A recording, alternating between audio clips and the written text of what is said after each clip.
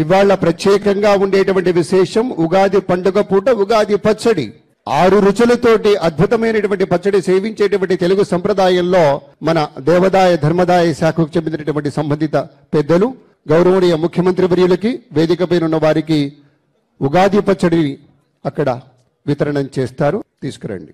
ఒక వేప పువ్వు, చింతపండు, బెల్లం, పచ్చిమామిడి, కారం, ఉప్పు అన్ని కూడా కలగలిపి వసంతకాలంలో ఇచ్చేటువంటి ప్రసాదం స్వామివారికి ముందుగా నివేదనం చేసి దాన్ని ప్రసాదంగా అందంగా మనం సేవించే తదుపరి కార్యక్రమాన్ని ప్రారంభించుకుంటాం కనుక ఆ క్రమంలోనూ విశేషంగా ఇది జరుగుతుందని మీ అందరికీ మనవి చేసుకుంటూ ప్రత్యేకమైనటువంటి రీతిలో వేదికపైనున్న ఆహుతులందరికీ కూడాను ఆ ప్రసాదాన్ని అందజేస్తూ ఉన్నారు. పచ్చడి తీసుకునేటప్పుడు ఈ ప్రసాదము శతాయుర్వజ్రదేహాయ సర్వసంపత్కరాయ చ సర్వారిష్ట వినాశాయ నింబకం దళభక్షణం.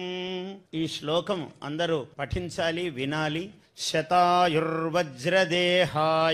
సర్వసంపత్కరాయ చ సర్వారిష్ట వినాశాయ నింబకం దళభక్షణం. అంటే 120 సంవత్సరాలు ఆయుస్సుతో వజ్రము వంటి దేహముతో, అంటే అంత గట్టి ఆరోగ్యముతో, అన్ని అరిష్టములు దోషములు తొలగేటట్లుగా, సర్వ సంపదలు కలిగేటట్లుగా ఈ 6 రుచుల షడ్రసోపేతమైనటువంటి ఈ ఉగాది ప్రసాదమును స్వీకరిస్తున్నాము. ఓ కాలపురుష, ఓ ఉగాది పురుష అని నమస్కరిస్తూ ఈ ప్రసాదము స్వీకరిస్తున్నాము.